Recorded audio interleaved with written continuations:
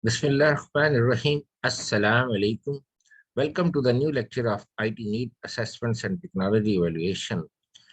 The topic of today's coverage is project management tools and techniques. Project management tools and techniques help the project managers and their teams in several fields of project management like project charter, scope statement, work breakdown structure, Gantt charts, network diagrams, critical path analysis, critical change scheduling, cost estimations, and earned value management.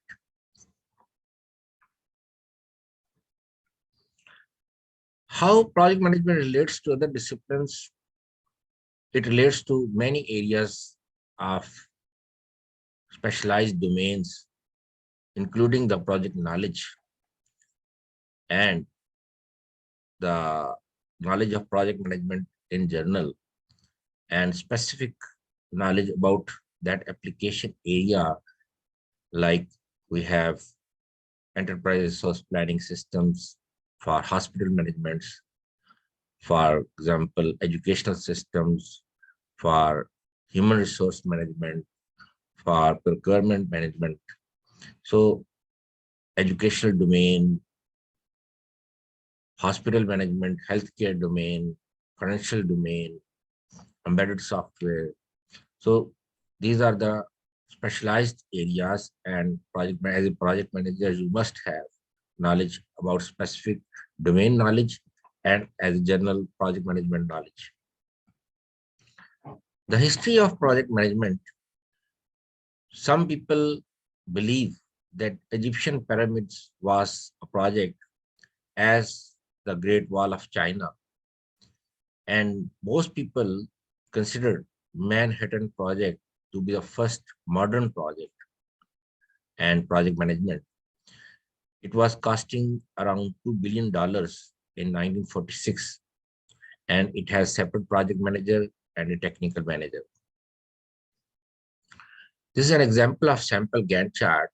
On left-hand side, we have work breakdown structure, and right-hand side, we have the task, activities, duration, and early Gantt charts first used in 1917, and it was handmade.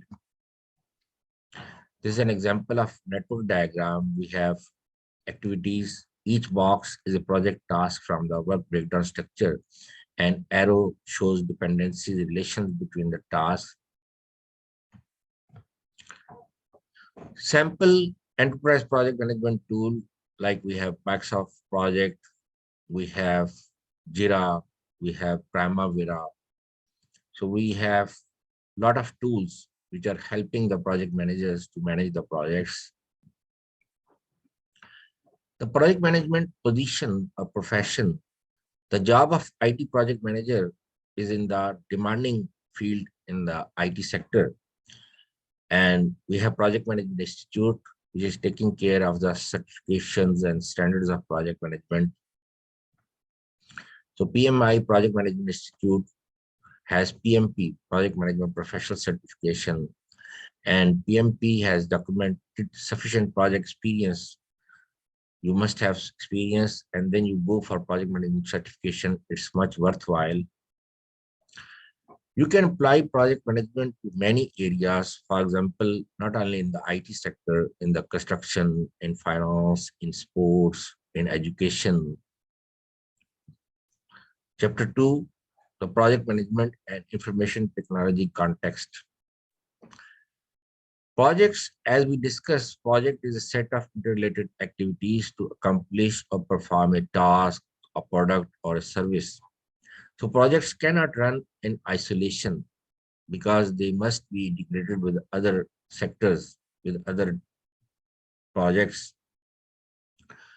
So projects must operate in a broad organizational environment, and we need to consider the whole system view of the project to understand how this project will be in the form of output as a product.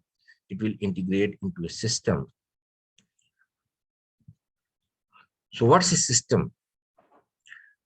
System is a set of interrelated components working within a boundary. to accomplish or perform a task. So we have a boundary and we have set up interrelated components to perform specific tasks.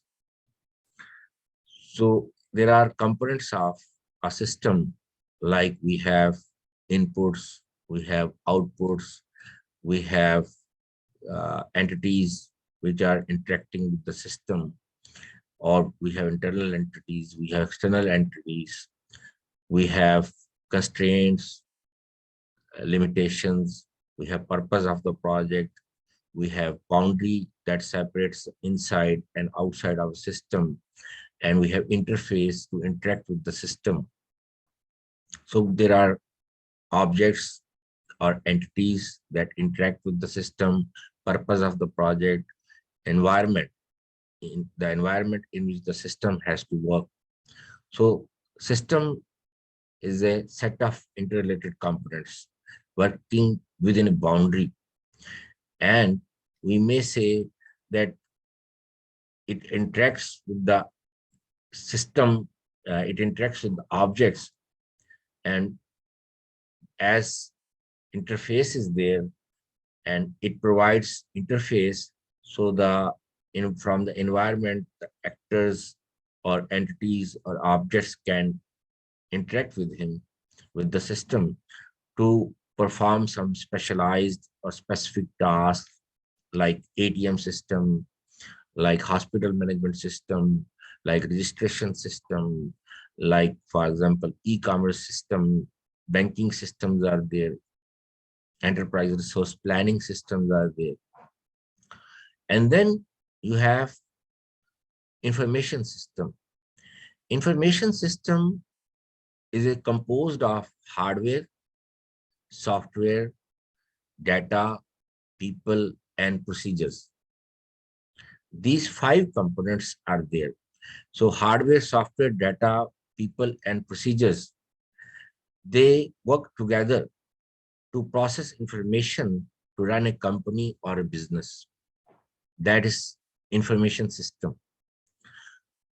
So we have interface that can be internal, that can be external. So internal interface is for the components or the objects within the system to interact. And there is an external interface that is for the user, that is for the environment to interact with that. Like human body is a system, and it is composed of several subsystems. We have heart system, we have liver system, we have kidney system, we have brain system, and these all systems have internal interfaces. And then we have skin, that is external interface to interact with the environment. And that's the same for all systems. They have internal interfaces, they have external interfaces. Like operating system, it has internal interfaces to have interaction within within the operating system, the software that you install. So within the software, there you can interact, and there is external interface to interact with the user. Like we have command line interface, we have graphical user interface. So that's some understanding about the system. And interface also has some technical definition and some generic definition. So interface is a point of contact to interact with the user. And there is another technical definition, a connecting link at a shared boundary, allow or permitting independent components to interact or respond on user commands. So connecting link at a shared boundary, allowing independent components to meet and act on user commands. That's the technical definition for the interface. And every system has inputs, has outputs. So you may consider like a system, we have data flow diagram, and we have context diagram, we have level 0, we have level 1, like a process. So there is a requirement, there is a condition that every process must have input and must have output. It's not possible that process has input and no output, and or vice versa, process has output and no input. So that's information system, and then we have system. So every information system has five components: hardware, software, data, people, and procedures. These five components work together.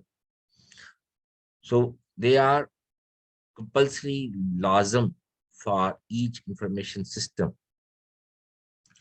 And we have three parts: include system philosophy, and we have system analysis, and we have system management. So system approach was introduced in 1950s, and then to manage the projects, to solve the problem solving idea or the technique. So system philosophy view things as a system, interacting components like information system, hardware, software, data, people, and procedures, the five components, working within a boundary to perform or accomplish some task. So there's an environment where the system has to work. System analysis is problem solving approach. So what is system analysis? What comes to your mind? Analysis means comparison of two or between two or among different things.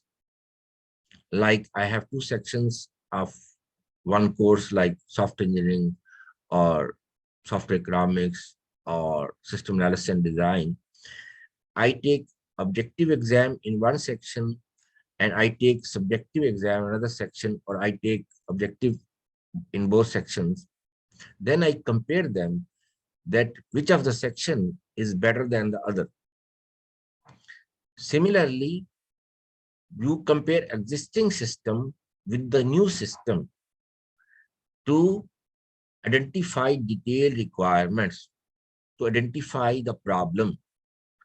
And then once you have the problem, then you can design to identify the solution of the problem, that how we can address this problem by having this solution. And then you have system management approach, address business, technological, and organizational issue before making changes to the system. Let's go to the information system. That we have hardware. Hardware includes computers, servers, routers, switches, hubs, and the software includes operating system and the application system software and the application software.